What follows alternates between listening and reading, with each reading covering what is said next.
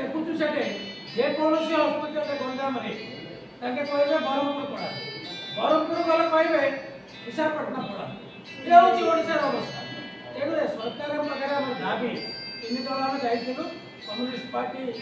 liberation party CPIML एवं forward bloc आम से दिन कहूँ आज कहूँ तुरंत समाधान करूँ स्वास्थ्य अवस्था को सजाड़ा सर आपण राज्य सरकार चारे बुलुचली एबे जो चावल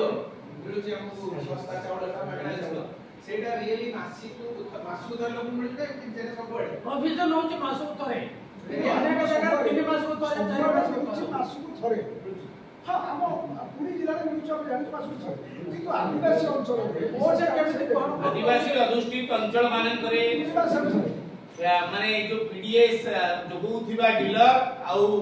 एमआई बा सप्लाई इंस्पेक्टर मानकर मधुचंद्रिका याकु संगठित करू से माने जिबे सरकारी दल सरपंच छाकळे कथा घटुची 9 किलोमीटर जिबे तमे हाटोरे जिबे लोक आनिबे चावल काई पंचायत ऑफिसर आनि के दियो गां पहुंचाओ कम्युनिकेशन नहीं तमे गां पहुंचाओ नहीं सब आमे आरंभरू कहि आसु जे जो आपण जदि विचार करिवे 167 ग्राम चावल दिन गोटे दिन माने 60 ग्राम भी गोटे बखत को पड़ोनी जो माने आमे बारंबार दाबी करूछु जे सर्वनिम्न 500 ग्राम चावल मासुकु मुंड पिछा 15 किलो चावल दिया जाऊ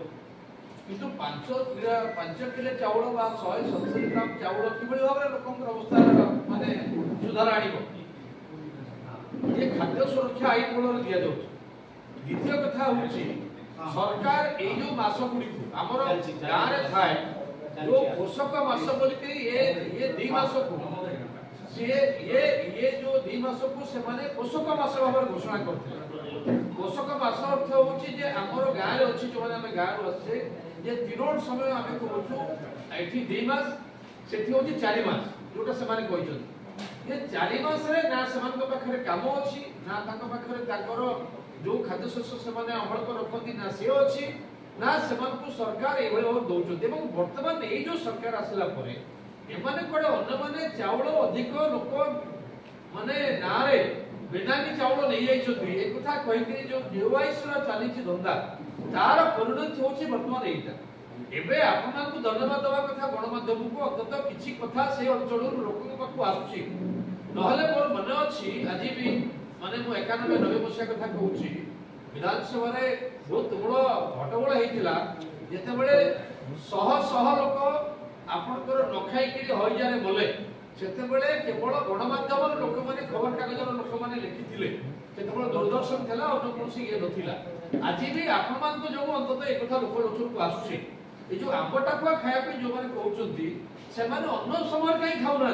एई समय काई खाउछंती आ जो माने लिखुचंती जे आंबटा को से माने स्वाभाविक खाद्य बोल के तले से माने खांतो तले आंबटा को से माने योजना करी आनी के तले से माने तकर पीडीएस माध्यम से माने सप्लाई करू तले एक तो से माने काई करछो रामका को गोटे कथा आपण के जानि तो अछि जे आपण व्यक्तिगत कहिए जे वर्तमान पीडीएस चावल या माने सरकार वर्तमान पहिले जो 5 केजी दउथि मासु 5 केजी दउथि अब आपण 15 केजी वर्तमान उठा करे या द्वारा इंटरनल एरिया रे जो आर्थिक स्थिति जो माने के बढी